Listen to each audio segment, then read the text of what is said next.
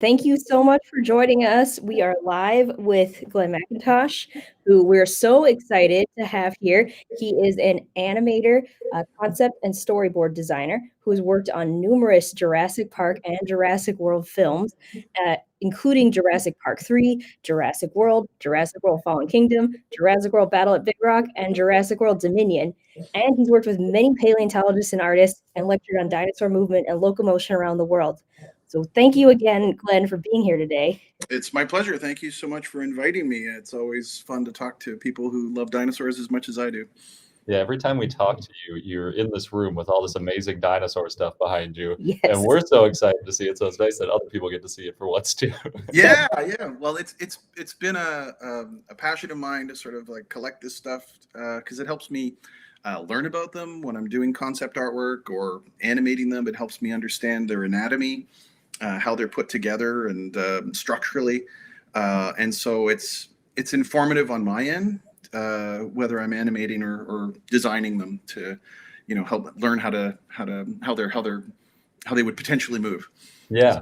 That's always the end goal, to try and make it feel real. It may not necessarily be exactly how they moved, but and I know that's always like an endless source of debate, but it's as much as possible. If it's familiar to something that you've seen before, then it will typically feel real. So I know that for Jurassic World, with like the mid-sized dinosaurs, like the stegosaurs and the triceratops, like we would look at rhinos because they're, big giant heads and even head ornamentation. And then they're like thick bodies and sort of pillar-like legs. And then for like, the bigger dinosaurs like the apatosaurs and brachiosaurs, we look at elephants for the bodies because their legs are similar in structure and they got to carry like a crazy amount of weight. Yeah. And we slowed them down, no running. They were just doing fast walks like an elephant can do. And then for the smaller dinos like the velociraptors and gallimimuses, we looked at ostriches. So perfect. Nice. I know you also read a bunch of the scientific articles and you're in touch with a bunch of paleontologists and people who work at museums too. So you're like very embedded in the dinosaur community. Yes. Yeah. I've been very lucky. I've been invited to lecture at the Royal Museum of Paleontology in Drumheller, Canada. And I've had a chance to work with Jack Horner from the Museum of the Rockies and learn a lot from him. And then I've also had the opportunity to work with Phil Tippett on Jurassic World, and obviously the fountain of knowledge that he brings as far as like just overall animation and structural studies that he brought to his designs for the Star Wars films and Dragonslayer and of course Jurassic Park. Yeah, that transition from the claymation and earlier style little maquettes and stuff into the digital. So yeah, that's awesome. Yeah. From like the original guy right there. That's awesome. Yeah. And what's interesting is that like when I went to traditional animation school, the same rules apply. So even though whether it's a computer or a pencil, you're still applying the same principles of animation. As far as how you make them look real and give them weight and have overlapping action to make them feel heavy, all of that still applies. So it was great to learn from him, and also he's a character. So yeah, yes, fun to be with him on set. So yeah, we were lucky enough to interview him once, and it was really great. Yes.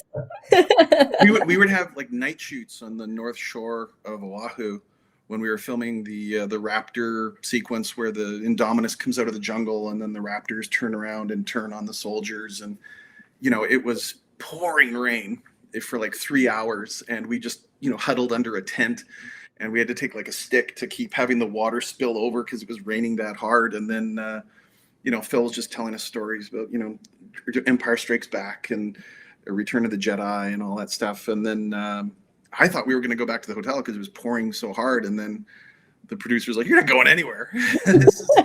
we're gonna wait for the rain to lighten up a bit, and then we're gonna go out and shoot." And the great thing is that my shoes got completely destroyed. They were just like the mud was like this deep, and you're out there with the guys playing the stand-in Raptors, and you're also got the ball and reference pass to figure out when you ultimately put them into the shot, what sort of reflective quality their skin will have, what sort of shadowing their anytime you see like these making of documentaries and you see someone with a gray or chrome ball, that's what that's for. And so you'd go out there and just get your shoes destroyed. But what was awesome was there was art direction over the entire jungle. the entire jungle was now wetted down and had all these glistening qualities to all these gigantic palm fronds and leaves, and so it looked great on camera. So I'll take that over a destroyed set of hiking. Those are the directors thinking like, no, this is exactly what we want. We want everybody to be because they're supposed to be in the movie. You could have asked if it was dry, he would probably ask for the jungle to be wetted down, because you'll notice in a lot of movies at night they'll wet down the streets for get to like reflective quality of lights pinging off of the cement and pavement. It just looks better photographically, and so nature gave that to us for free, but we had to wait a little while to get it. You probably don't have to wait that long in Hawaii, but no, we didn't have to wait long. You're kind of like shooting between the rain, the downpours in on the north shore of Oahu.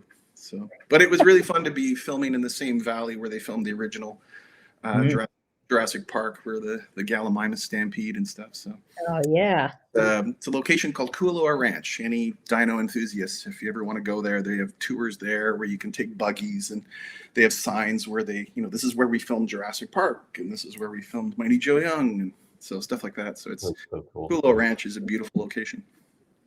That's Nice. awesome. So we should show some of your collection. Well, first, I just want Oh, we to have remind questions. everybody who's watching, you can ask questions at any time. And then, Glenn, how do you want us to just kind of we can save questions for the end or as we go?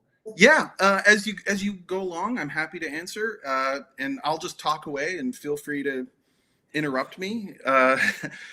This collection I've collected on my own over the years, just to help me as an artist better understand the anatomy of dinosaurs, and also as a dino enthusiast to just be surrounded by stuff that inspires me, what other artists have done. And it's not necessarily dinosaurs, it's just dinosaurs, although it's most of it. But in the room, you'll see other stuff that's inspired me to get into filmmaking, and other stuff that's inspired me to try and understand the science of it, but also understand film and film language, and what sort of inspired me to do what I do, which I'm very lucky to be able to do.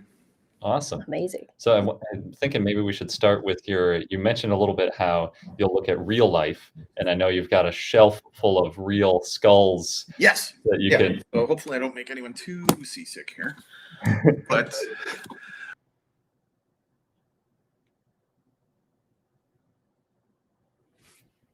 Nope. Oh, So I think something got unplugged. I think so too. We have Glenn is coming back. Oh, there he is. am I back in? Sorry Yep. about You're that. back in. Yeah. Okay, Nice. so a lot of my collection, Greg Anzalone is a gentleman who owns Sideshow Collectibles, and he is just awesome because he knows I'm a dino enthusiast, and they created a line of dinosaurs called Dinosauria, and they've been doing this line for like I think it's suspended now, but for a few years they've just created these stunning dinosaur sculptures. This T-Rex is done by a gentleman named David Krentz, who's a Disney concept artist. I had the paint job altered so that the coloration and the patterning on the body is more like a cane toad, just because I thought that would be interesting. So he repainted that one for me. But I also have the skull collection, and the skulls, I mean, dinosaurs are essentially like alligators, crocodiles, birds, kind of like what you see is what you get. Whereas unlike the skull of an elephant, there's no impression of like there was a trunk, which is why they think a lot of people looked at, the big hole in the center of the skull of an elephant and reasoned that it might be a cyclops. Mm-hmm. So, but with dinosaurs, you kind of like all that surface detail, like what you see is what you get. There's not too much more on top of that. Some concept paleo artists will make them a really skinny, where the open fenestra, which is this area, there's the eye socket right there, and then there's an allosaur. And then this area is just like a pocket for the nasal cavity where they would smell. And a lot of like paleo artists will sort of like make this impression caved in. I like to, because you sort of see that big impression, but sometimes, a lot of paleo artists get the impression that would be completely smoothed over by skin. And the nasal sinus passages. There's a Carnotaurus, which was really helpful to create the Carnotaurus for Fallen Kingdom. And it was really fun to be able to like work on this dinosaur, because what's amazing is you see how tall it is, and the head ornamentation where it's actually got the bull horns. But what's amazing is when you turn it towards you, you see how skinny and narrow the actual skull is. Oh, yeah. And so a lot of the dinosaur sculptures, they tend to make the heads really wide. Aside from a T-Rex, their heads really weren't that wide. And Jack Horner always said to me, think of, them as like knives cutting their way through their environment if they're predators. And so their heads were actually fairly narrow. So that's the only, sometimes when I see concept art, some of the dinosaurs' heads are a little too wide. But like even an Allosaur, you see how narrow its head gets when you look at it straight on. So Yeah. they're essentially walking scissors. Their heads need to be that angular in order to get into the insides of the carcasses when they're eating. So, and that goes the same for like the raptors. And you can see like this is a Velociraptor skull. It's very different from the shape of the Velociraptors that you see in the Jurassic movies. You see how big the eye socket is. It's very similar to more to the size of a bird. And again, you can see how big those eyes would have been on either side when it's looking right at you. Yeah, I love the front on look when you imagine the eyes in plate. Yeah. And then what's really cool, like here's like a Deinonychus skull, which is probably closer in size to how big the raptors were. Like when we're looking at the raptors in the Jurassic movies, it's probably like Velociraptor is a cool sound. It's a cool sounding dinosaur, but Deinonychus isn't quite as interesting, but I think I'm guessing why they changed the name. But either way, they're nasty. But what's really interesting is that, for those dinosaurs, they assumed that, as big as they would get, this is like 1-to-1 scale. This is as big as a Velociraptor got. That's it. And it doesn't look too intimidating. So imagine a skull now that's 2 feet long, and all of a sudden it's like a running alligator that has tiger claws and runs at 45 miles an hour. Now all of a sudden that's super scary. So yeah. And then of course in the time in between Jurassic Park and the later movies, they discovered Utah Raptor, which they realized was the size of the raptors that we did for the Jurassic Park and the Jurassic World movies. So I was the lead on the Raptors for Jurassic Park III. So I'll be showing you that guy in a little while. So amazing. We do have one question. What was it like to work on a movie that revolutionized the film industry? Well, to be honest, I didn't work on the original Jurassic Park, which I think did revolutionize the industry. But I will say that I was a 2D animator working in Ireland for John Bluth Studios, who did Secret of Nim, All Dogs Go to Heaven, Land Before Time. So I was always a fan of his work. And then I rented I arranged all the tickets for the entire animation department to go to this movie theater in a place called Tala in southern Dublin. And we all sat there and watched the original Jurassic Park. And there are seasoned visual effects artists watching this, and we're all going like, wait, it's in the rain and it's at night and there's no matte lines and there's motion blur. And we were just like, what are we looking at? This is insane. And it was sort of at that moment where I was like, okay, I love drawing. I love concept designs. I love storyboarding, but I want to try and be a part of this because I can see this is where things are going. So, yeah. Wait, you're too young to have worked on Land Before Time, right? Yes. Yeah, I have. a little bit. I'm still in my 50s, but that was one of the movies that inspired me. So it just because like our child Land Before Time. Yeah. So it's just a cool way to sort of at that time it was. I love how they just sort of presented the dinosaurs, and then but Jurassic was such an enormous leap forward. For everyone. So to be able to see that has been super cool. Yeah, it is amazing. It's crazy too. We did some watch parties and we were watching other movies from the 90s and movies that came out within like 2 to 3 years that were obviously in the pipeline before Jurassic Park still look just so outdated looking. Yeah, it's like, wait, this was after Jurassic Park? I think a lot of that speaks to Steven Spielberg as a director, because you'll notice he does the same thing with Jaws. Most of the time he's hinting at the dinosaurs or the shark. He's not really showing it. So the less you see, the better. But when it does appear, it's terrifying. like the T-Rex Jeep attack, or when the shark finally does come up onto the boat at the end. There's sort of a mix between the filming that Ron and Valerie Taylor did of real great white sharks and the animatronic to sort of mix things up in the same way they would mix up the Stan Winston full-size animatronic and then the CG, because there were only 59 CG shots in the original Jurassic Park. And like one of the most successful scenes, I think, is when the camera starts on the Winston head, and then the camera tilts down into the cab, and you hear Dr. Grant say, turn the light off, and then the CG T-Rex enters the shot. So in that one shot, you're combining the Stan Winston animatronic and the CG. So you're constantly confusing the audience as to what they're looking at, which I think is when the visual effects are most successful. Yeah, that's wonderful. Yeah, movies, I love practical effects so much. And there are some shots that are just really hard to do with CG. And when there are movies we see where all they do is CG, right, there's always like one scene where you're like, oh man, they really should have used a puppet or like something there, because it's just doesn't always work. And there is a tactility that, you know, human beings can key in on, of like, you know, why something feels tangible, something you can touch. CG has just gotten better and better as far as like how loose you can get with the motion and get closer to the movements of a real animal. But I know that Winston like built beautiful raptors for Jurassic Park III, but sometimes the movements weren't as fluid as what we could do. But we also wanted the movements to be very bird-like, you know, very sort of quick little motions. And that's not easy to do with a 1-to-1 scale, 12-foot long animatronic. So, as much as possible, like we would like blend the same thing. So like I animated that one scene where the raptor gets ready to go attack them, and the female raptor, who's the head of the pack, hisses, and then the male raptor backs up. Well, she was practical, but the male raptor was CG. So in the same shot, same idea. We're sort of like combining these elements to be constantly sort of like throwing the audience off where they're not entirely sure what they're looking at. So the overall impression is that it feels real. That's so cool. I know you did some of that in Jurassic World too, in Jurassic World Fallen Kingdom, right?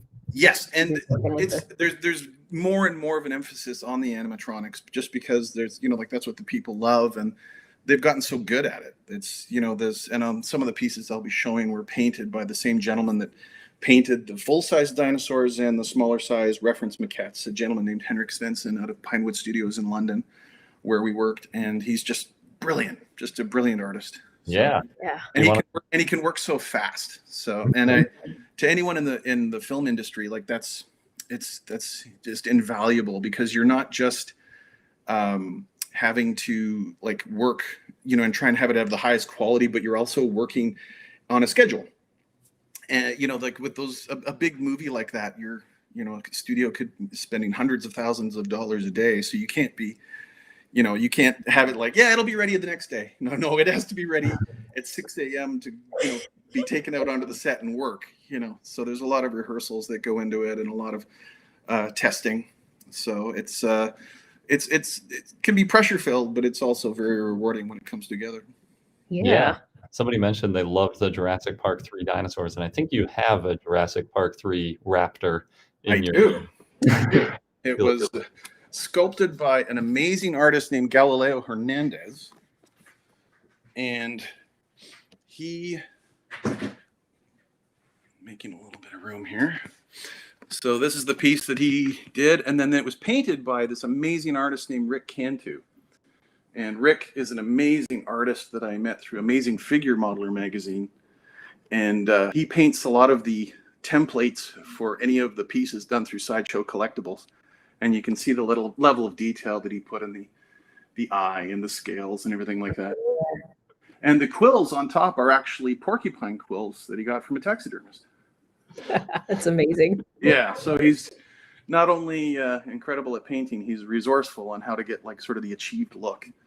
So, and of course, he was tolerant of me, which I appreciate, because I was so picky. Like, no, these ones here need to be a little bit more vibrant.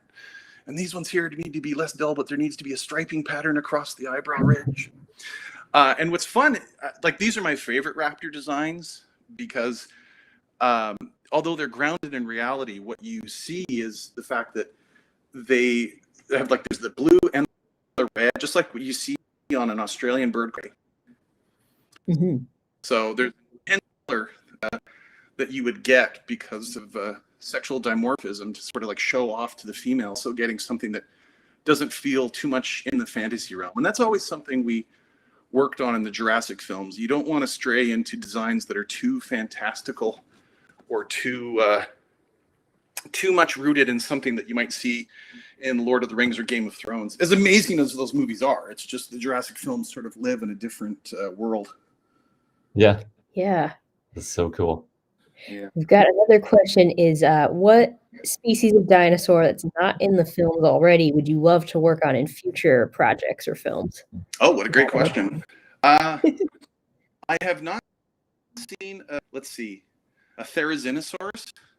Yeah. Just because they're so weird. Like they've got, I mean, some of the concept art that I've seen, and as we go around, I ended up getting those like smaller pieces that are from the Terrell Museum. They got big bellies, but bird beaks, but like, you know, sort of something like a hadrosaur, these gigantic talons on them to particularly termite mounds or something. So they're just crazy. Yeah. So like how they would have moved would have been interesting. Like whether I assume they would have been bipedal, because I don't know how you could walk with claws that gigantic. So. Yeah, I would love to see that too. Yeah.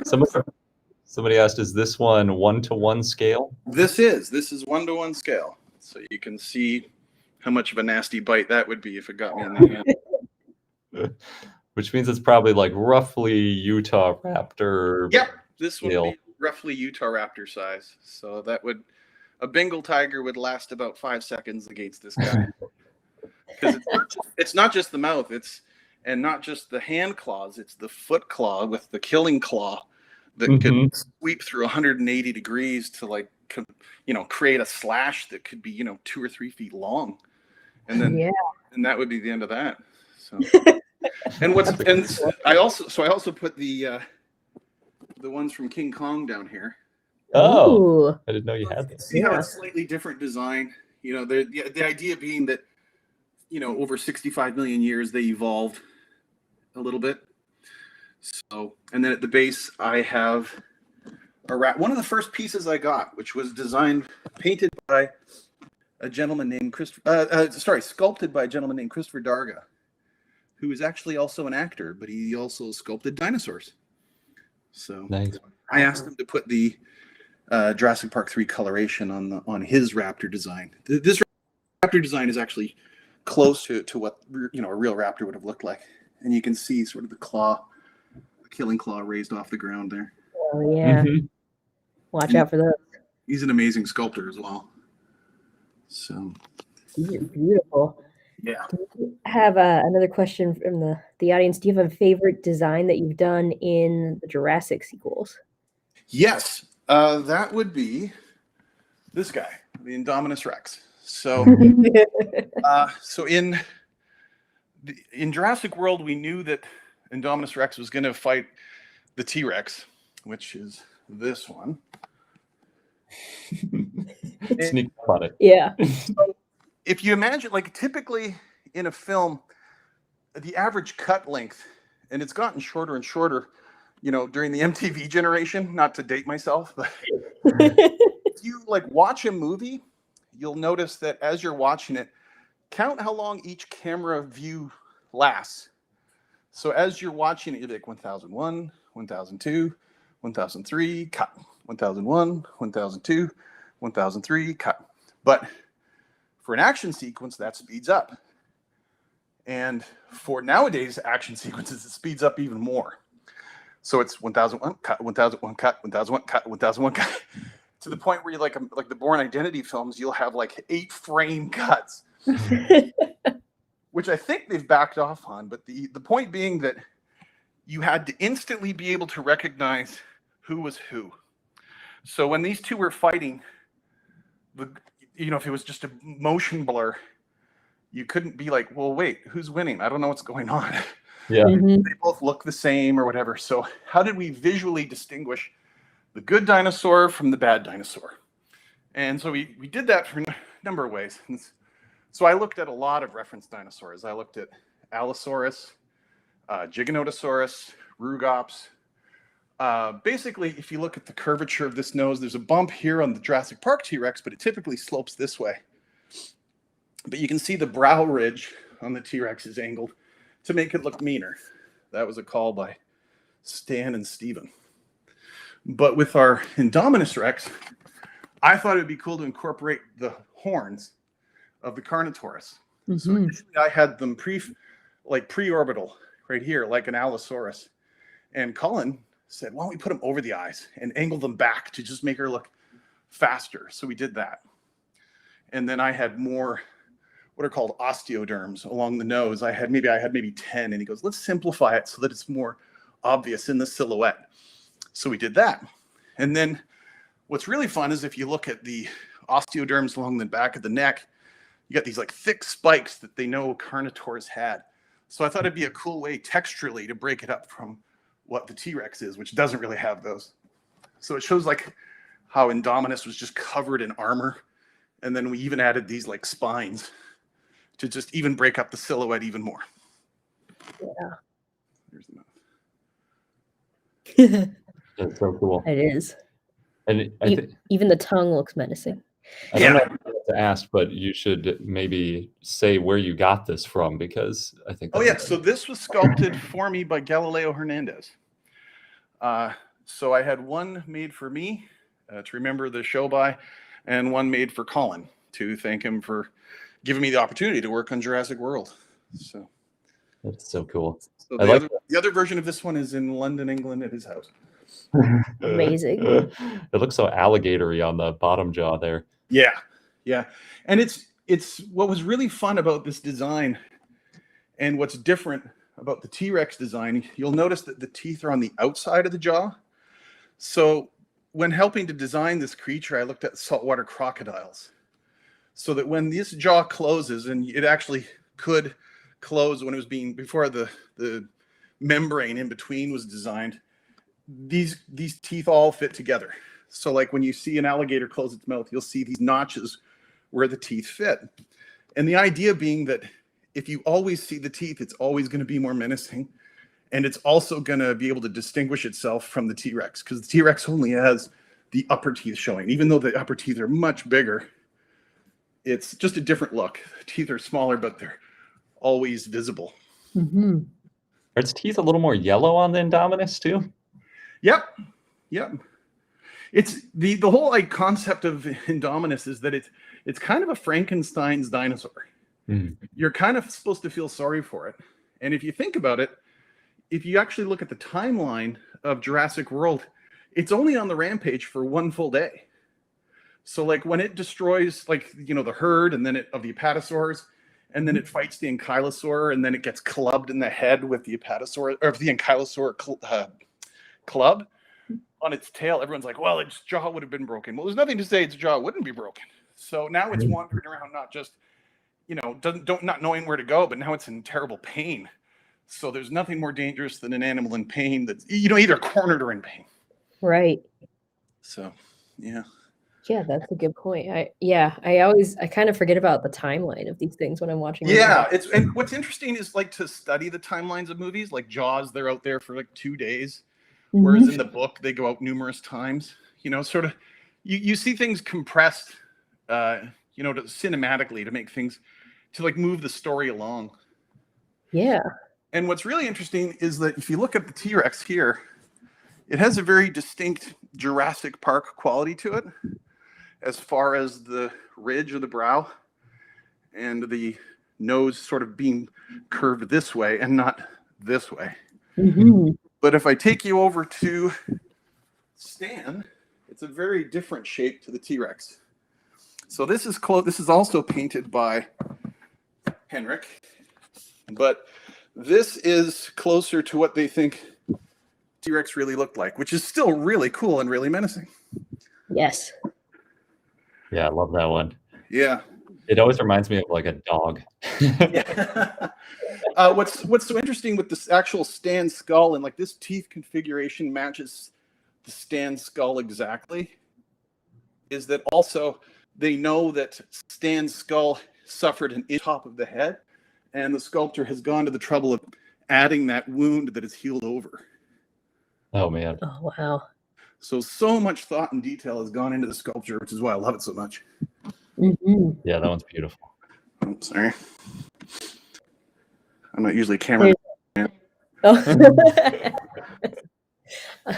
This one, you don't have to get into too much detail. Just, do you have any pieces in your collection you've had to hide due to potential spoilers for Jurassic World Dominion? No. I've made sure that everything that you see has been seen before, and there's nothing that I'm giving away, thankfully. So Nice. The next question: do you have a favorite dinosaur sequence in any of these films? Oh, that's a great question too. I think for Jurassic Park, it's obviously the Jeep attack, because you've never seen a T-Rex before, and the buildup that Spielberg does with the shaking of the water, and then the actual pulling of the wires, and then making its appearance and then roaring is just so scary and so cinematic. And what's interesting is I spoke with Gary Rydstrom, who did the sound effects, and it took months to the scream of the baby elephant to finally get the T-Rex roar as impactful as they needed it to be. So, yeah. As far as Jurassic World goes, the final fight was just so much fun to plan out. And in Santa Monica, where the Jurassic World offices were, they had made a cardboard set, like 1/72nd scale roughly, so it was maybe 4 feet long, of Main Street.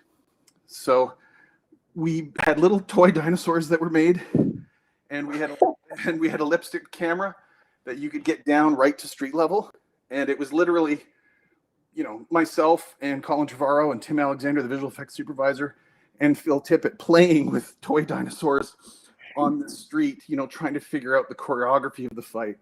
Okay, they go over here and bang into the DNA club, and then they go over here and smash into this, and then it had to all take them down the street to where the Mosasaur ultimately got the Indominus Rex. Yeah, that's a fun visual. A bunch of grown men playing with dinosaurs. Grown men playing with little toy dinosaurs. It was just really funny to think about, but it was really helpful. And as you're having fun like that, you're coming up with all sorts of cool ideas. Yeah, I still like playing with dinosaurs. Oh yeah, who doesn't? Interesting tidbit here is that I don't know if you can see behind there. There's one of the clapper boards from Jurassic World that Colin signed for me. Nice. So, and one of the little trinkets that I kept is they look like glass, but they're just rubber. And we had buckets full of this stuff on set. And so when Chris Pratt is fighting the Indominus Rex, we've got handfuls of this stuff that we're chucking at him. And the way it bounces, it looks like real glass. I mean, if this was real glass, my hand would be shredded right now. But we had little bits, we had medium-sized bits, we had large bits like this. So, and then when you had a glass shattering sound, it sounds like real glass. But that's a little bit of movie magic there. It's just rubber. And there was like thousands of pieces, and I was like, "Is it okay if I take a couple?" And they're like, "Sure." So, where are all those books you have piled up there? So these are books called Cinefex, which was sort of the Bible to visual effects in the visual effects industry, and I always loved collecting them and reading them. And I had a chance to be featured in the Jurassic World one, and they're invaluable if you're interested in animation or visual effects. Unfortunately, they don't publish Cinefex anymore, which is I think it's sort of a casualty of print going away and the internet becoming so popular. Sure. Yeah, but as long as we're here, yeah. What are we looking at? So this is what's really fun. This sculpture is the Gojirasaurus. So there's an amazing concept sculptor named Tony McVeigh. And Tony McVeigh worked in Industrial Light and Magic. He helped sculpt Salacious Crumb from Return of the Jedi.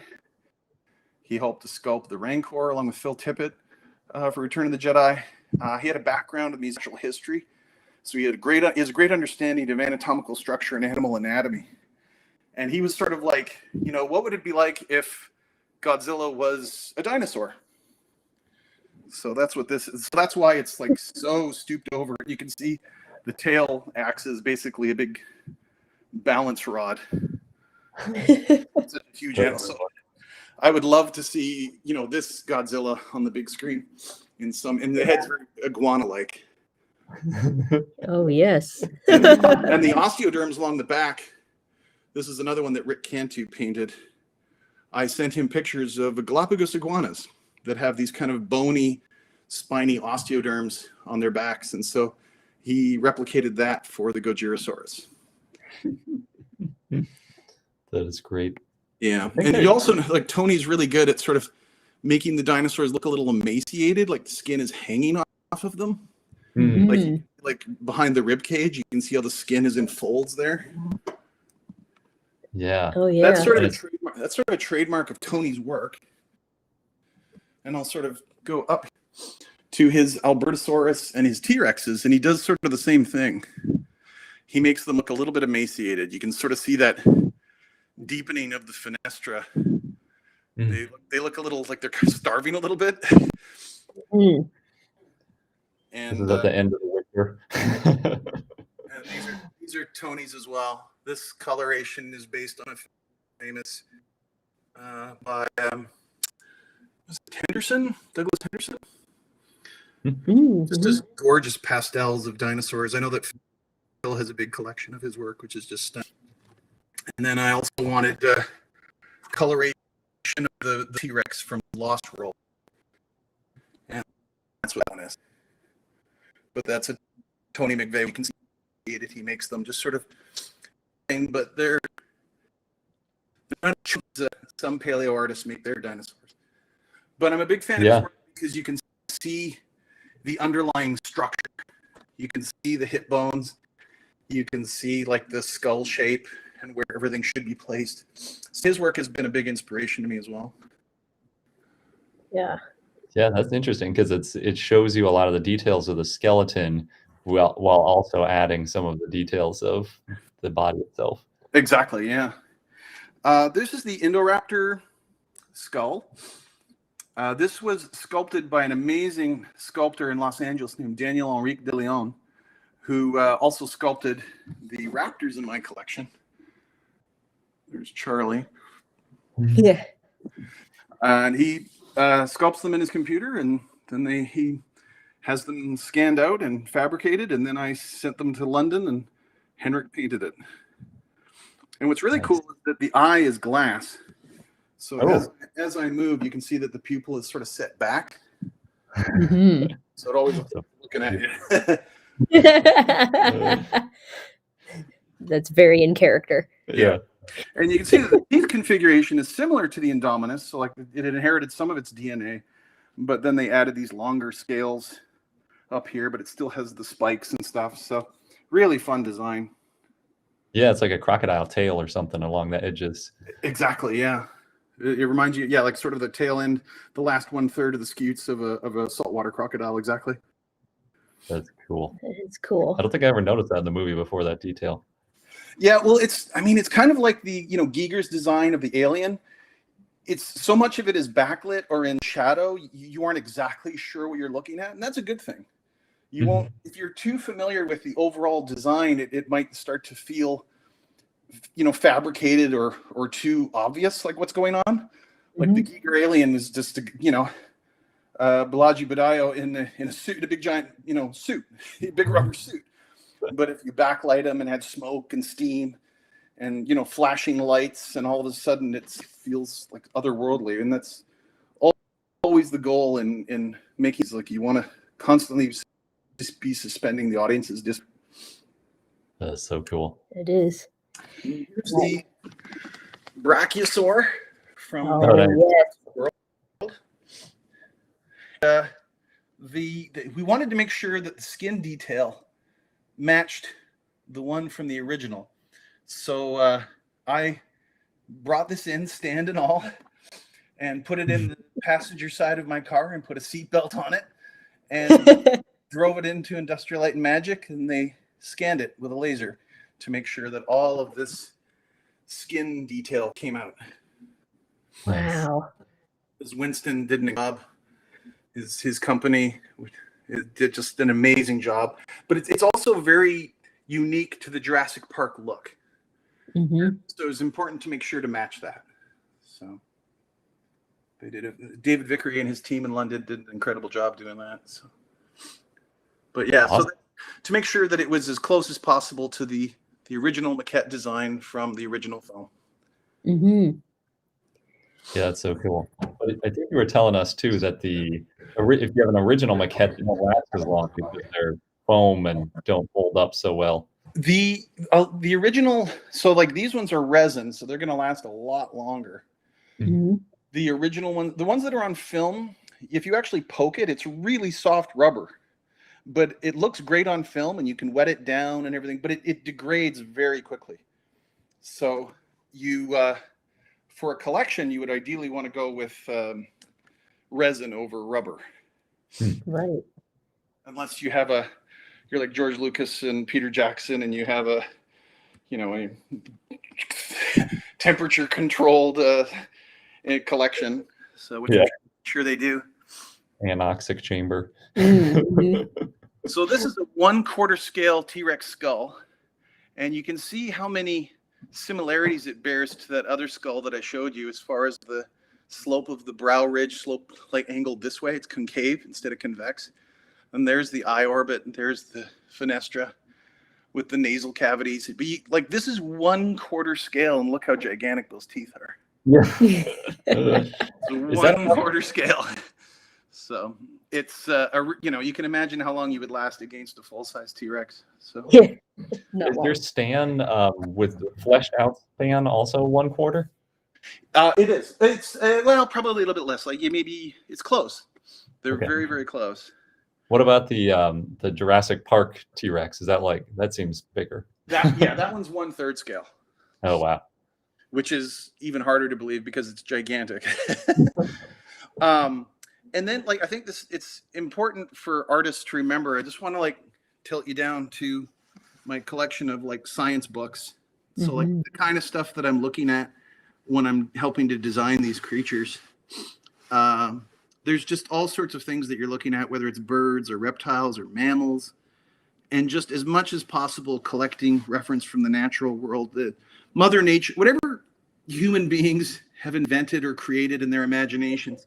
Mother Nature probably did it a million years before, as far as making something that's scary or creepy or beautiful and majestic. So all you have to do is do some research into what you want. And I think that's what's so exciting about what I've seen for the new Jurassic film, is that there do appear to be feathered raptors in it. And I know that, there's been discussions of well, would that still be intimidating? I can't think of anything scarier. There's this gorgeous animal covered in beautiful iridescent feathers, something like a peacock, but then it's got claws on it like a tiger. So it's, it's very similar to a tiger. A tiger is an absolutely beautiful animal, but it could kill you in 2 seconds. Yeah. So I don't know. I have not seen the movie, and I'm guessing that that's what they've done with Dominion. So I'm really curious to see it. I like that you have a book on gulls. Yeah, that one stands out the most. And what's amazing is the very you think you've seen, how many of us have seen a seagull? We've seen millions of them, and a variety of seagulls with red bills and yellow bills, and the color variations on their wings. It's just so incredible. Yeah. And a lot of it's just animal eyes, animal skulls.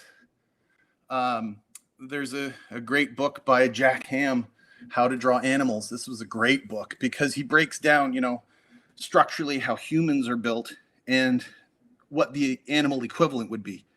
And basically showing how when humans are walking, it's, he puts a human into sort of the position of a deer or a dog, and how a dog is essentially walking up on its toes. And its ankle is up off the ground, unlike ours. But there are mammals that do walk like humans, like bears. Bears walk with if you look at their back feet. They're not like dogs. Their back feet are like humans. And he covers that in that book, How to Draw Animals by Jack Hamm. It's a great book. Nice. Somebody pointed out you've also got some the Dinotopia, and I think I see the World Beneath or the Lost. I can't remember what they Yeah. call it. I'm a huge fan of James Gurney. Yeah. His work is a constant source of inspiration as well. Like, Yeah.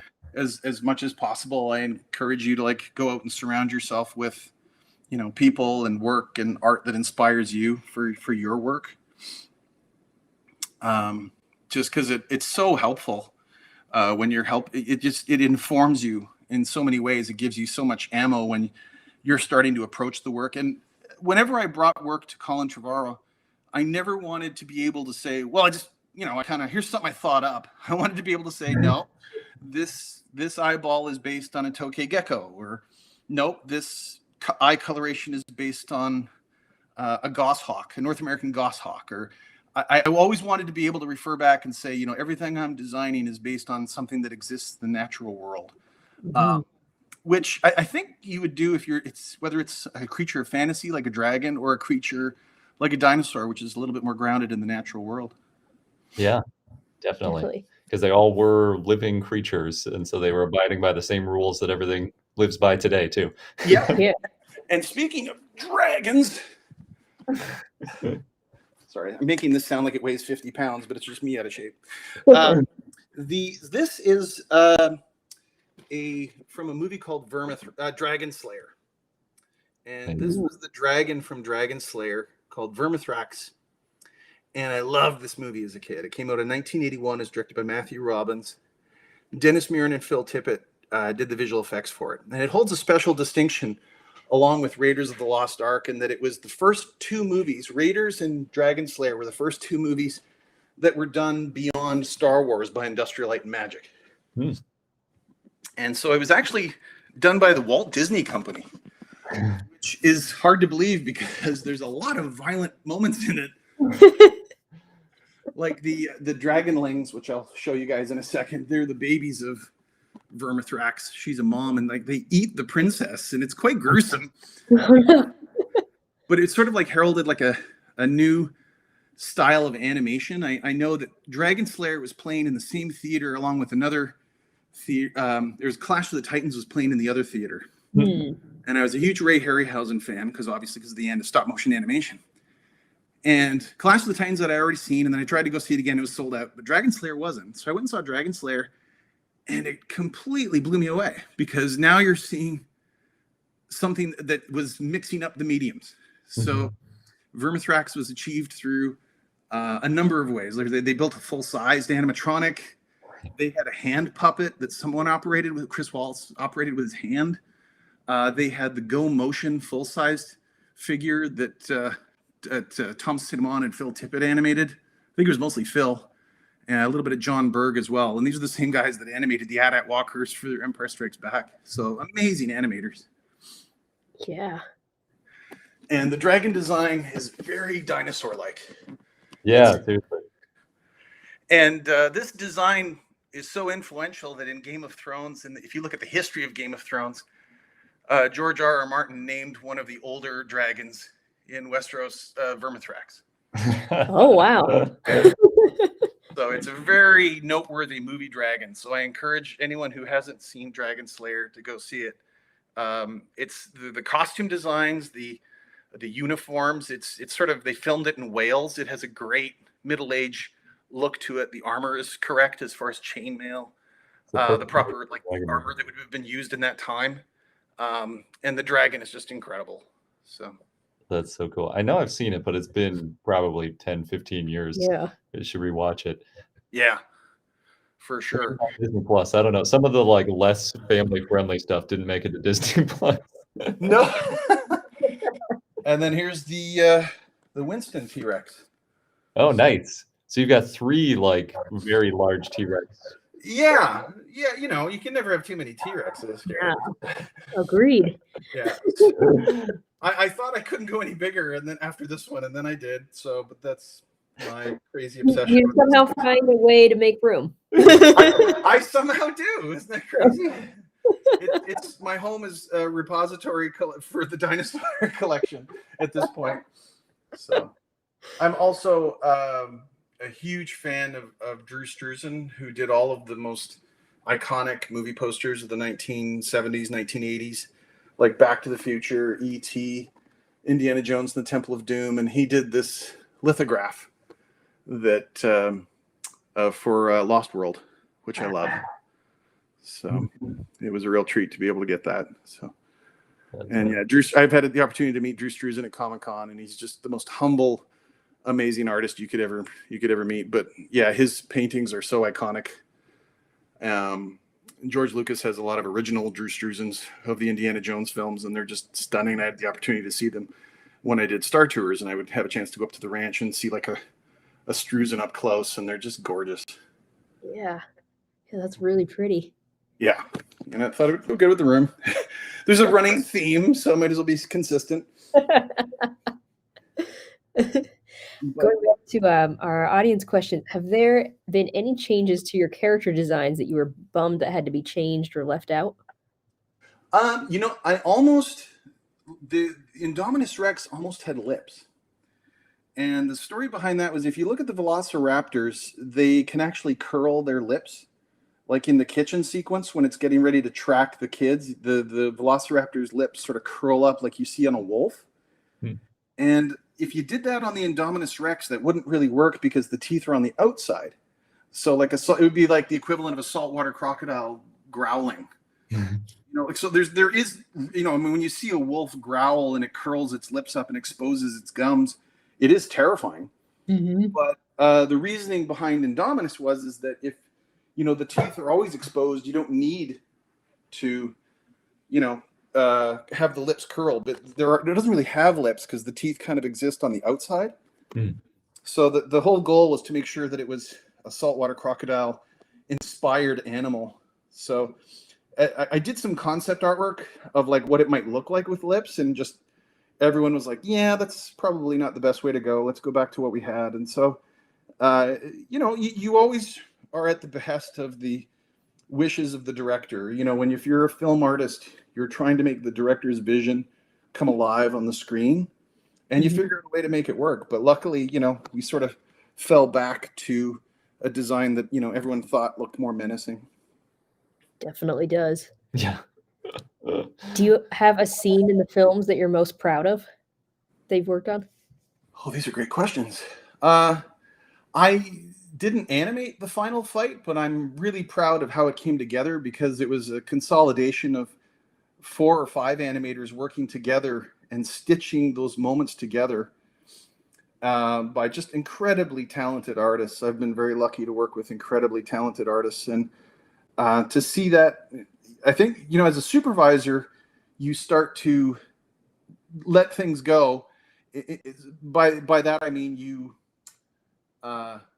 there's a way you would do it, and then there's a way other artists would do it. But you soon start to realize that their way isn't a bad thing, because they're going to bring ideas to the table that you never could have imagined, and they're ultimately going to make the work look better because they're so talented at what they do. So when the final fight came together, I was so blown away by the ideas that they brought to the table.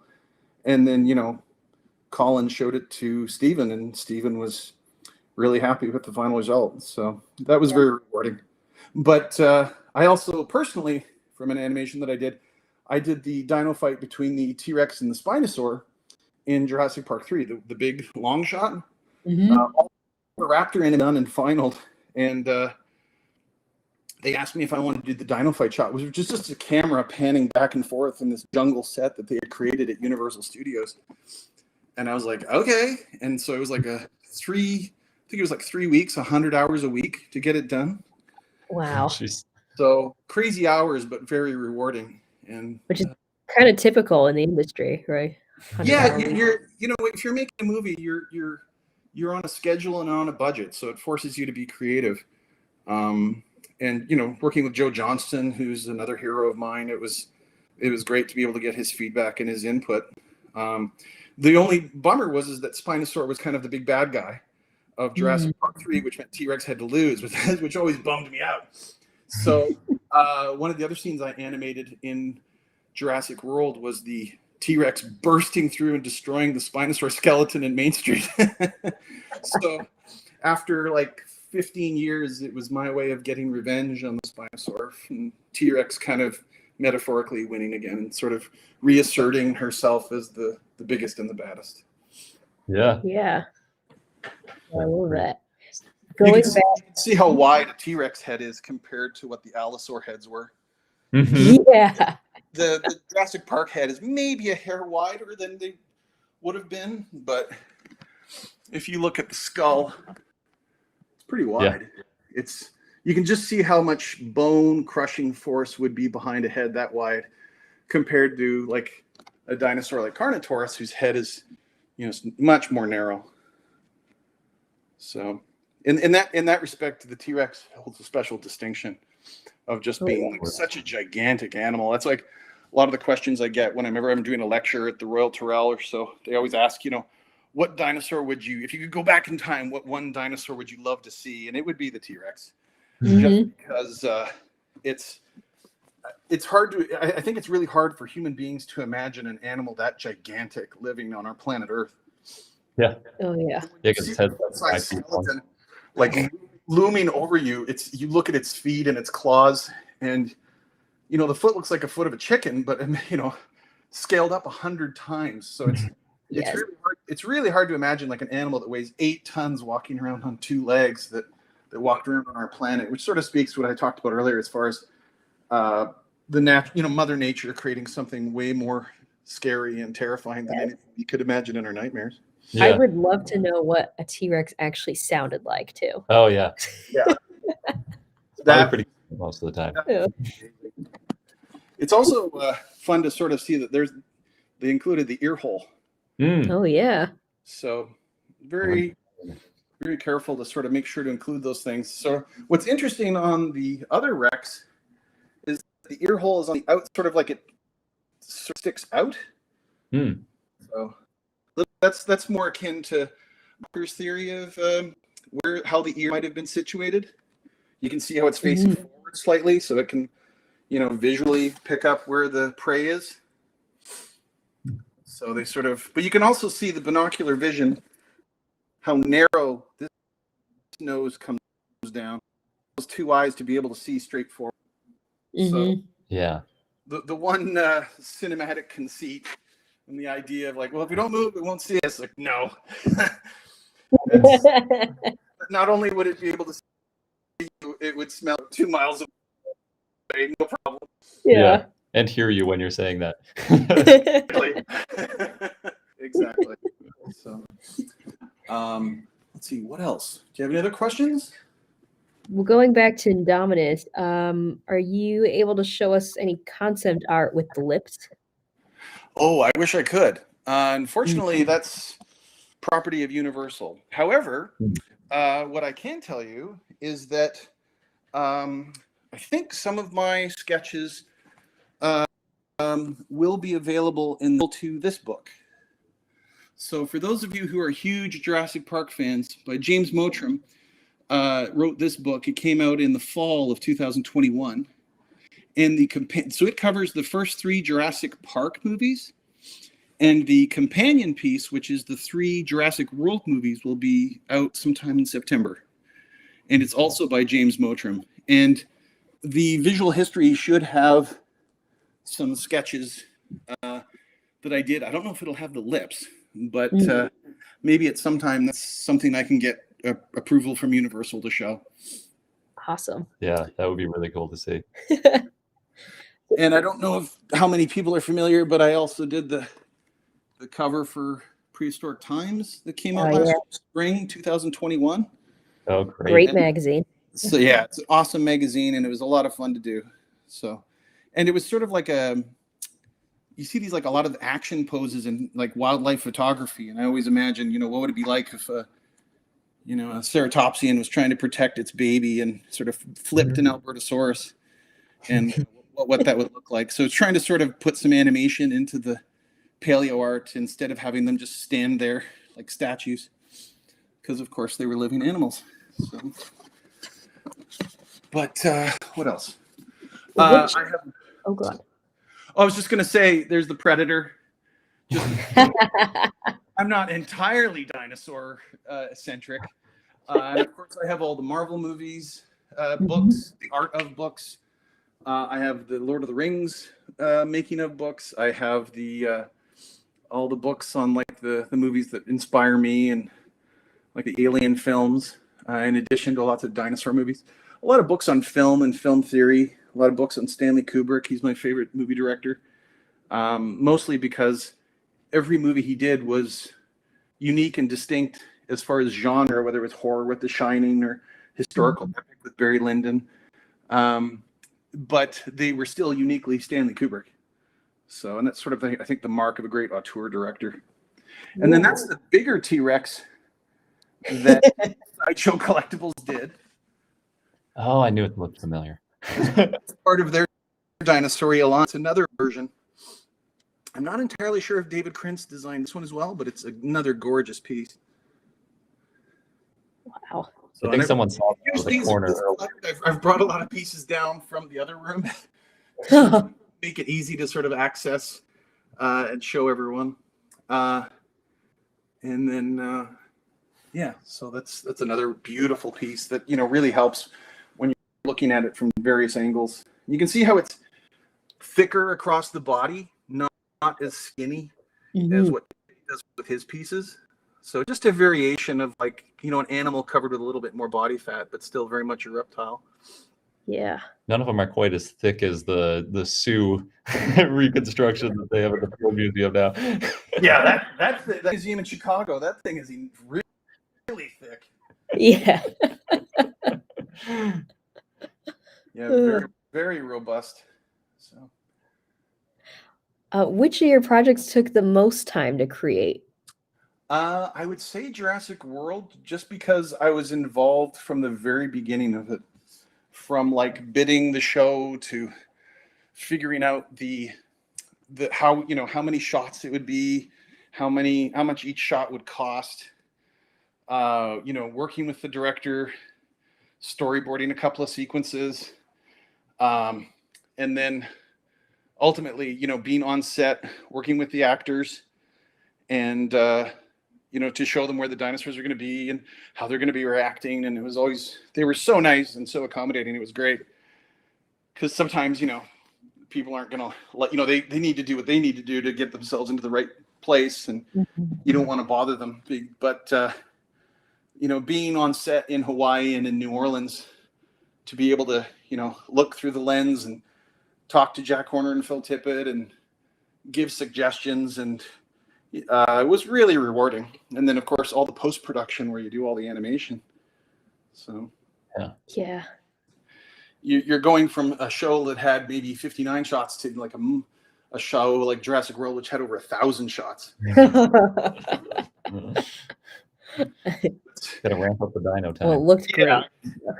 So that's why we incorporated some of the motion capture, just to be able to get a foundation in movement that we could potentially do for ambient images, like movement, not necessarily running, because of course, you know, like a dinosaur is basically like a seesaw hinging, whereas a human is over their hips. But what it did provide was like a foundation of like milling or moving around or getting ready to attack that could serve as a sort of a basis for the keyframe animation before the keyframe animation took off. Because of course, you know, these dinosaurs are as nimble as ostriches. Ostriches are the fastest bipedal animals on planet Earth. You know, they even tried to get an Olympic runner to try and catch an ostrich. You can see it on YouTube. The ostrich isn't even going half speed, and he can't. The Olympic runner doesn't even get close. That's hilarious. So if you imagine like an animal like that, you know, with these crazy sharp claws digging into the dirt for traction, you know, a predator running at you at 45, 50 miles an hour, that's terrifying. So Yeah. as soon as that started, or if it, you know, had leaped 20 feet or whatever, you know, that's when the keyframe animation took over and, you know, the animators just did an incredible job interpreting that. Yeah, I love that scene. So yeah, sorry, go ahead. In that vein, somebody asked if you'd like to see Jurassic Park or Jurassic World become a reality. like today. With real dinosaurs, yeah. I don't know how successful, based on the movies, any of those parks would be. I think they'd lose their shirts and insurance claims. But it would be. I mean, I would even love to see a park where you have like animatronic. Like I always imagined, Boston Dynamics creating full-sized dinosaur sculptures that would ultimately be able to like walk around, but then you sort of run into the Westworld problem where the robots malfunction and they start stomping on people. So that may not be the best either. Yeah, that's like there was a project for a little while in England where they were trying to make something called Jurassica, and I think it was a quarry, an old quarry, and the idea was they would recreate with animatronics and robots and stuff like a full Mesozoic ecosystem. But I think that it was too expensive, and I think when you run into the logistics of just how hard it is to like keep that stuff running, like I know that on the set of Fallen Kingdom, we had like a animatronic claw of the Indoraptor, and it was supposed to grab a skull and pull it back into its cage, but the skull was supposed to like hop off of the brick, and then the claw comes out of the darkness and pulls it back. And there was all these guys with like levers, trying to operate this hand that was this big.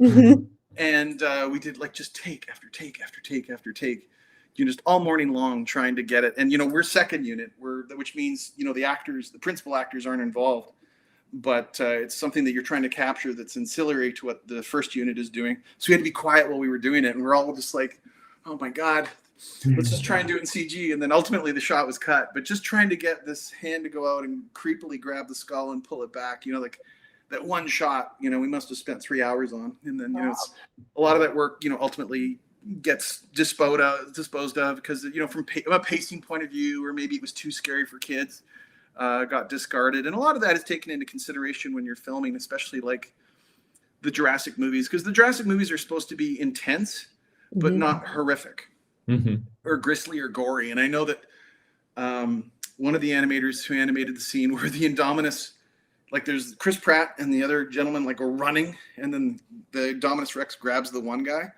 Well, I told him to look at reference I had found of an alligator eating a turtle, and it just adjusts it in its jaws and then goes crunch. Just all this blood pours out and everything. And he's like, oh, okay, I'll see what I can do.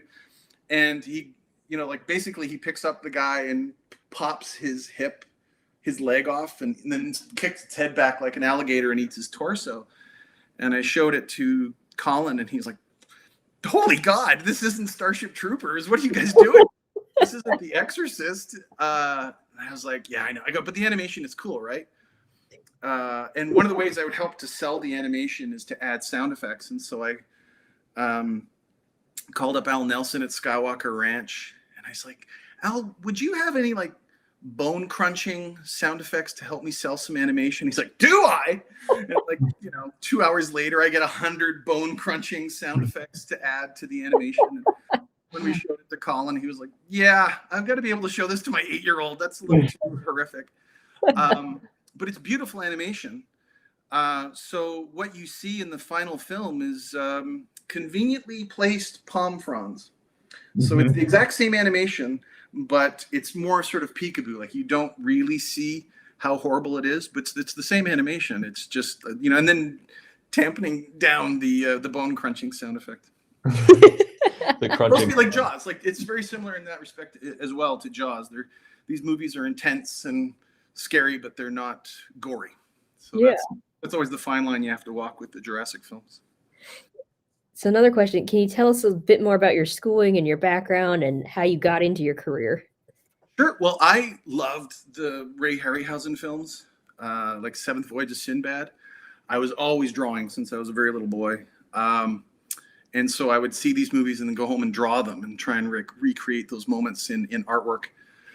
And I love dinosaurs because I loved monsters. I was never big into teddy bears. I think my first toy was like a rubber alligator or something. So that's just, like I think little boys, sometimes they like creepy monster things. And I love that stuff. And combining animation with, like animation is sort of the combination between art and film. And so I had the opportunity to take film studies at the University of Calgary, Canada. And then I went to Sheridan College of Classical Animation Studies for a couple of summers. And it was every class was just awesome. It was, like whether it was editing or sound breakdown or layout or actual character animation, film history, studying what's been done before and understanding, why something works and why something doesn't was really great. And then just, like knocking on doors and sending out your portfolio. And then I was lucky enough to be able to become a cleanup artist, which I didn't even know what that was in traditional animation. And you're basically taking the key animator's drawing and you're tying it down structurally and volume wise, making sure to put it on model. So I worked on a lot of movies like Thumbelina and Anastasia and a lot of, drawing, making sure, like understanding the human form. But getting the opportunity to then transition over to Industrial Light and Magic and for a few, many years, but like work on, projects like Star Wars and Transformers and Jurassic Park, so you're animating dinosaurs and robots and aliens. And that was the stuff that always excited my imagination. But yeah, I've been very lucky in my career. Yeah. Are there any like underappreciated but essential parts of your work that you do? Underappreciated. I don't know. What's interesting about visual effects is a lot of the visual effects, you don't even know what you're looking at as a visual effect anymore. Like a movie like The Revenant, it's, the bear attack is, obviously you're not going to have a grizzly bear attack Leonardo DiCaprio. So it's not real, but, I know lots of Matt Shumway and his team just studied a lot of, bear footage and showed that to Alejandro Inarritu and just to get all those little mannerisms down, like the breathing and then the break from the attack and then the re-attack. But there's moments in that movie where there's like entire landscapes that are recreated digitally. So unless they do like a wipe where you see what photography was and what the finished shot is, you would never know. And that's one of the goals of visual effects, is to be as invisible as possible. Like a lot, obviously, with movies like this, you've got the dinosaurs. Everyone knows they can't be real, so the goal is to try and make them feel real. But beyond that, there's parts of the Jurassic World park and settings that were all created digitally, and you would never know. So, or adding birds in the background to like go just pepper the environment to texturally make it feel like you're looking, tens of miles into the distance. You might be adding atmospheric haze or something like that, or little bits of detail that you wouldn't think to notice, but like that famous shot, like the monorail going into Jurassic World, there's like little flies and bugs around the plants in the foreground, and those are CG. So, but you don't notice them. They're just, it feels like you would see in a real jungle. So. You might notice that something's missing if they weren't there. Yeah, I think that's a great way to think of it. It's like if it wasn't there, you'd be like, this feels fake, but I don't know why. Mm-hmm. But because it is there, you don't question it. And I think that's the goal for a lot of these films, is to sort of like, show off what needs to be shown off. But I think also what's important is, try and film it with a real camera. What a real cameraman could achieve. I know that for when I storyboarded the opening prehistoric sequence for Dominion, it was lock-offs. There wasn't a lot of panning. It was mostly lock-offs. Like if you had David Attenborough and his team, hop in a time machine and go back to 65 million years ago, and they came out into the Cretaceous, what conceivably film? What would you see? I love the idea that that opening sequence is just devoid of music. It's just the sounds of nature, because for hundreds of millions of years, that's all it was before we showed up with music and car horns and everything other, and speech. It was just the sounds of nature, whether it was the calls of pteranodons or the roaring of the rexes, and like what would that sound like? Just being in that environment, what would you hear? And so I love how quiet that is. And when it starts out, if you look at the Stanley Kubrick's 2001: A Space Odyssey, the opening 17 minutes Dawn of Man sequence, there's no music. It's just, it's played exactly the same way. Like, what would you see and hear of these animals learning to find knowledge and use tools and so forth. But at the beginning of that sequence, at the end of the first part of the sequence, before the first fade out, one of the human apes creatures gets killed by a leopard. And so it's sort of showing that in that world, in that environment, they're very fragile creatures. Like if you think about us as how fragile we are compared to the armaments Yes. that a crocodile brings to the table, or an eagle with its claws, or a tiger. How fragile as humans we are, and how our minds, have been able to create weapons to defend ourselves and unfortunately hurt others. That's part of who we are. But it's that's what that sequence is meant to show, just how, when they're listening to the sounds of the night, you can see in their eyes how scared they are, which I thought the performers did a fantastic job with. And so it was a real treat to do those storyboards for Colin for that opening sequence, because you're seeing a part of the Jurassic World that you haven't seen before, which is why I love that there's those proto feathers along the back of the Rex that you can see in the light. I honestly don't know if that sequence is going to be part of the final film.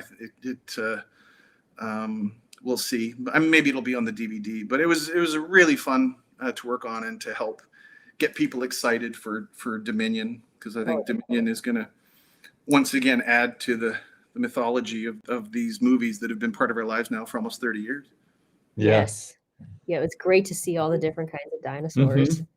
Yeah, and to take into consideration what we've learned in the last 30 years. From the paleontologists I've spoken to, they're discovering a new species. Like, is it once every 1 or 2 weeks or something? Yeah, pretty much. Yeah, basically. Something like that. Yeah, I think Garrett even mentioned that when we spoke earlier. Like, if you consider, like, there are that many animals being discovered, and they're not all titanosaurs or that weigh 100 metric tons. I mean, they could be as big as a chicken, but just showing the diversity of life that took place over the entire Mesozoic era is just staggering. So dinosaurs sort of live in this middle ground between fantasy and our imagination and reality.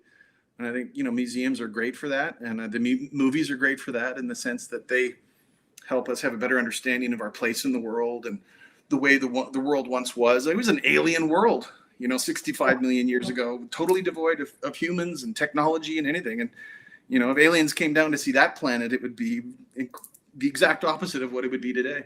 Yeah. So. And it would be like, if we went back there, it would be similar to go and do an alien world where there would be like almost nothing for us to eat. We'd have to start over. Yeah. Nothing for us to eat. It'd be hard for us to breathe. It'd be, like, I don't think we'd last. Well, I wouldn't anyway. I wouldn't last 2 minutes, but at least I'd get to see a Rex for about a minute, and then that would be it. So. Yep. And then it would see you, and yeah, exactly. I'd go completely still and be like, oh, that doesn't work. Chomp. The only hope is that they might see you and like not know if you were poisonous, and just not want to eat you because they're like, "What is that thing? I don't want to eat that." Yeah, I mean, I know that the Dilophosaurus from the original Jurassic Park got a lot of,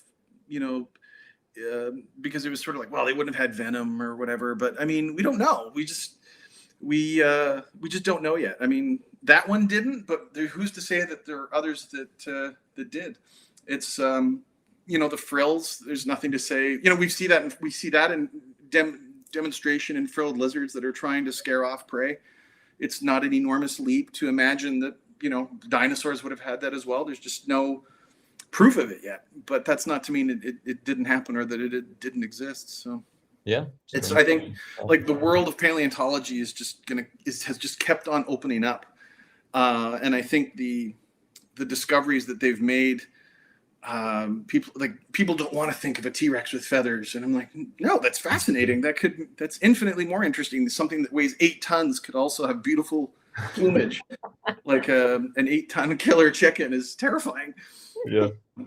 I love that, the comparison between dinosaurs and birds. One of my favorite moments, you were talking about like the scale and the difference between, a chicken foot and a T-Rex foot. I love that opening in Jurassic World where they're like zoomed really tight in on a crow foot. Mhm. And Yeah. just like some big menacing like dinosaur with all black skin and the black claws. So then they zoom out, it's just a little crow like hopping around. Crows can be menacing. Yeah, they can. You know what's amazing is that like crows are the, other than like an African gray parrot, a crow is like, you look at this little bird, it's like the smartest bird other than the African gray parrot. They can problem solve, they can just do amazing things. And I remember seeing on YouTube, you know, your fans can look it up. There's an African crow that's black and white, and the woman is talking to it and she says hi, and then, or she says hi, and then the crow says hi. She says hi, and the crow says hi, and then she goes hi, and the crow looks at her, and then it goes, and she says it again, and the crow goes hi. Like the crow matched the pitch that the sound that the woman made. So imagine how everyone in the audience would roll their eyes if, you know, Bryce Dallas Howard's character was walking down a dark hallway calling out Pratt's character's name, and then they heard a voice call back, and it turned out it was the raptor that was calling to her, and everybody like, oh brother, you know, no way, you know, people just wouldn't believe it, you know. And yet there's another example of like nature being crazier than anything that humans could imagine. So, and we sort of ran into that problem on Jurassic World with the Mosasaur. You know, Mosasaurs are gigantic, you know, these just incredibly gigantic reptiles, not dinosaurs, reptiles, as we know. But we know that they had two teeth on the roof of their mouth. So I would talk to the modelers about that, and they made a point of putting that in there. And I noticed that a lot of paleontologists were like, oh, you know, good marks for the teeth on the roof of the mouth. And then, but they also sort of had forked tongues. And we know that because there's that same notch in the roof of their mouth like you see on modern snakes, like a Jacobson's organ, that they're essentially tasting the air, pulling their tongues back and plugging it into this Jacobson's organ to let the brain know, oh, there's blood in the air, there's blood in the water. Mm-hmm. So I was like, you know, mentioning like, yeah, maybe the Mosasaur should have a forked tongue. And well, now we've scaled up the Mosasaur to be cinematic, so that thing's like, you know, 120 feet long, like this length of a blue whale.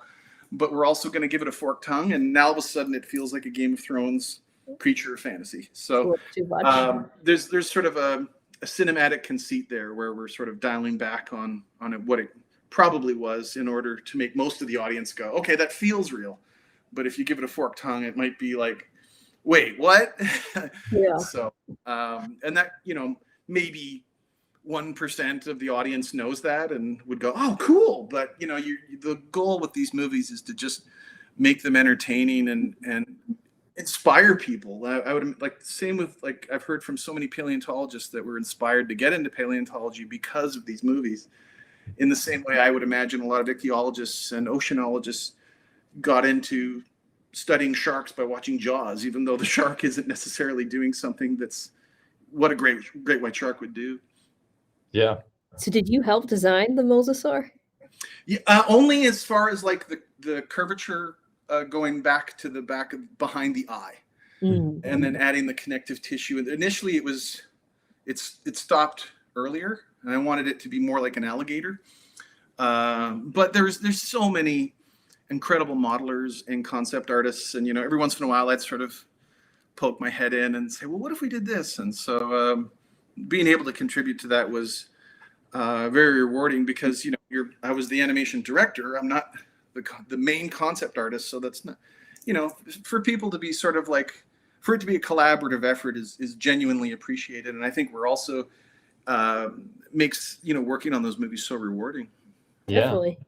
Yeah. We have just a few minutes left. I know we've got pictures of your collection we can show. There's also a few questions, but maybe we can combine the two. Sure. Some of the pictures and yeah. So somebody asked, we know some of your sculptures are made out of resin. Are there any other materials that they're used?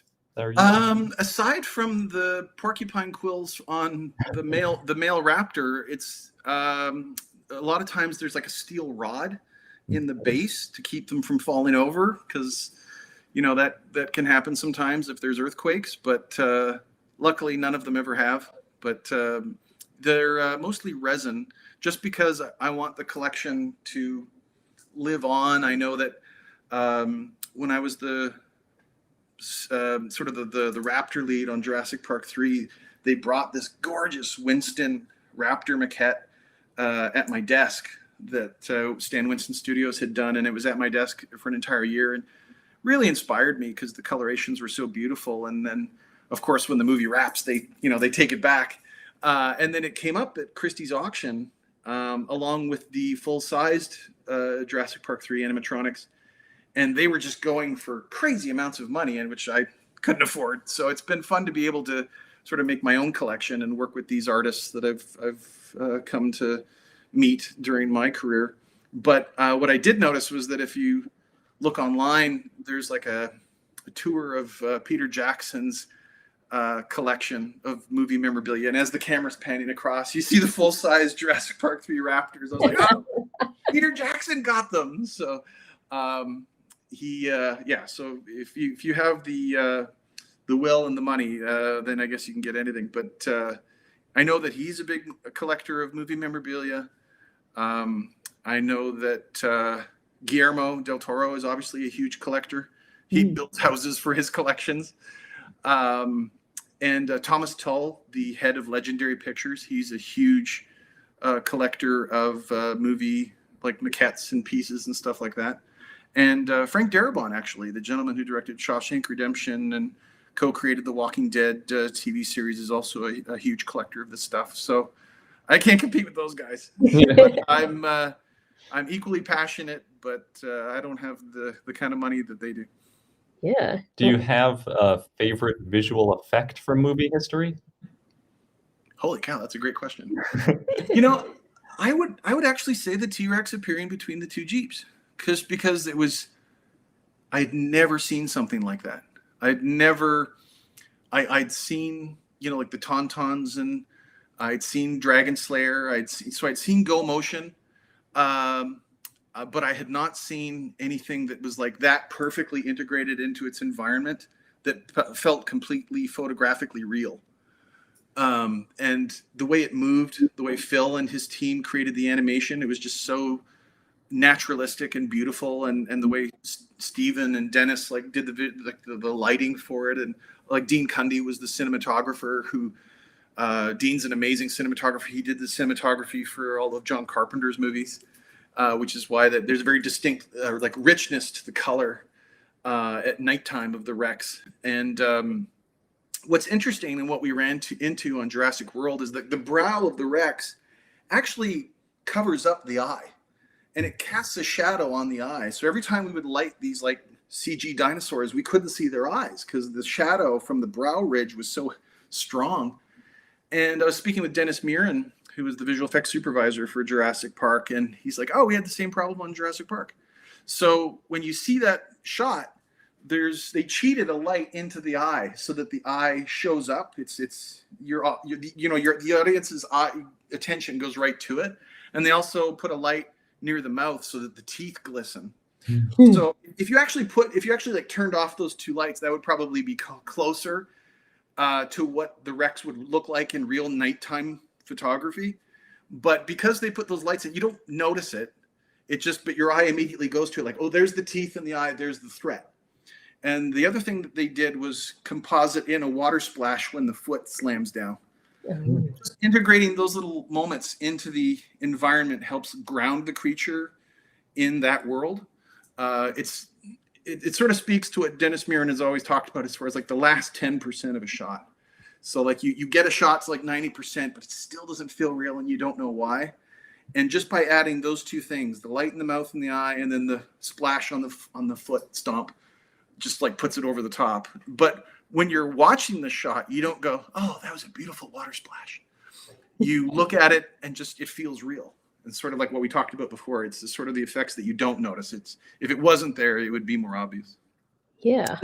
This Rex head, I had two done because you can't just have one. That's crazy talk. And I went for a different color configuration. So this was also painted by Henrik. This is his paint studio at Pinewood Studios in London. So he's always busy in demand painting these figures for the Star Wars films or so many other projects. But in his downtime, he sometimes has the opportunity to work on stuff for me. So I'm grateful to him for that. Yeah, they're gorgeous. Yeah. Yeah. And again, what's amazing is the speed with which he does it. It's just, it's astounding. He did I went to his workshop one time, and there was like the head of a ceratopsian, and it was just clear resin, just white. And I came back 2 days later and it was done. Just gorgeously painted, and variations of color patterning, and bits of lizard and bits of bird, and the horns were weathered, and it was just stunning. So like the fact that he can do this level of work, not just on a schedule, is amazing. He's incredibly fast. So. Yeah. So we had another question, sort of related, is do you have a favorite medium to create art in? Well, I tend to work, I'm very old-fashioned, unfortunately. Like, I wish I knew how to use the Cintiq tablet. I'm trying to learn, but I tend to work like pencil drawings, and then I refine and clean up the pencil drawings, and then I use Prismacolor markers and Prismacolor pencil crayons and acrylic paint. So anytime you see my artwork, it's a combination of those things. And when you're using Prismacolor markers, you're building up, going from light to dark, very similar to watercolors. But then you can come back over top with Prismacolor pencil crayons to like lighten something up, or add highlights to something. And then if you want to add a highlight to the highlight, like there, like the speck in the Indoraptor's eye, that would be like a white acrylic paint. Mm-hmm. So it's just sort of like a lot of layers of color to make the color really rich and vibrant. And you can see some of my artwork on my website, artofglenmcintosh.com. Yes, I'll put that in the chat right now so people can easily join. Just one last question for you then. What's your favorite dinosaur and why? These are all great questions. I guess it would have to be the T-Rex. I mean, so many people love the Raptors. Like, that's amazing. Like, I mean, they made a basketball team out of the Toronto Raptors. That's incredible. That basketball team wouldn't have existed before Jurassic Park. I love the idea of seeing I guess a T-Rex, just because it's so gigantic. It was such an enormous animal that was, and this is where Jack Horner and I tend to disagree. He thinks of them as more sort of scavenger-like. I tend to sort of think of, like, nothing in nature is designed by accident. So like a lion will absolutely scavenge off of what a cheetah or a hyena has killed. Absolutely, because you're not having to, potentially harm yourself, catching and killing something. But we absolutely know that, female lions in a pride of lions will do the killing, and then the male lazily comes over and just eats because it's defending the pride from the other male lions in the area. But the claws on a lion, the teeth on a lion are designed to be predators. So when you look at the teeth on a T-Rex, the claws on the feet of a T-Rex, that thing is designed to kill and crunch bone. That's just my impression. I mean, I'm certainly no scientist, but it just, whenever I look at it, I think, would nature design teeth that gigantic, like something the size of a banana that could, create, tons of pressure? Would that be something that would be designed just to scavenge? I don't think so, but then I don't have a degree in paleontology like Jack Horner does, and I haven't been studying them for 40 or 50 years like Jack Horner has. So, but it's, that's the fun part about art, is that, you can interpret ideas, and especially with paleo art, because you can design something, and a paleontologist can look at it and go, oh no, it wasn't like that. They would have been more like this and this. But I like what you've done here, and this is interesting. And sometimes it will help inform the paleontologist to kind of think, oh, well, that's a different way of thinking about it. I never would have thought of it that way. So with these movies and with the paleo art and with science, I think there's a constant overlap. Like, we're learning from each other. Like, what we learn about dinosaurs informs my artwork. And hopefully my artwork inspires paleontologists and maybe gets them thinking in a different way than they would normally think about these animals. They probably weren't as mobile or be able to run as fast as a rhino, but Like, I know there's even a drawing at the Royal Turrell Museum of Paleontology in Drumheller. Like, how did a ceratopsian stand? Was it like pillar-like legs, like on a rhino, or were their legs splayed out like that, like an alligator? And but what's exciting is that it's conjectural. It's not, they don't say one way or the other for sure. They each have their own ideas of how they would have walked. For me, it's hard to imagine something that weighs 5 or 6 tons having to be on bent legs all the time. Yeah, I would think you would need to have pillar-like legs like a rhino to support the weight underneath its body. But then, of course, an alligator has its legs way out here instead of underneath its body. But it's more of a marine animal as opposed to like being on land. So those are the sort of decisions you make when you're working on these movies. Like what feels most real to the audience so that they believe it. Yeah. Definitely. You've done a great job with all your input into making them look real. So we appreciate it. Yes. We love I've also been very lucky to be surrounded by directors and artists and filmmakers that are the very best at what they do. So, awesome. But yeah, the opportunity to work on those movies and sort of like explore this passion of mine that I have for these creatures, just because I think they're the closest we can imagine to what alien creatures would be, because they're so different from what we see on Earth now. Who knows what animals will evolve into 65 million years from now. So who can imagine? But it's fun to be able to, you can see that influence in other pockets of entertainment, whether it's the dragons in Game of Thrones or Smaug in Lord of the Rings, or other alien creatures, and how that influences the creatures in Star Wars. Like, oh, that's shaped like a dewback. It's shaped like a triceratops or whatever. You can see the inspiration of dinosaurs in these characters if you look, and I think helping to ground them in the science of what we've learned just makes them feel more real and give a more complete experience when you're experiencing these movies. Yeah, definitely.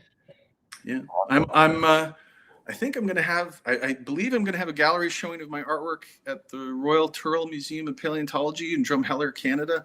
Yes. In late May, early June.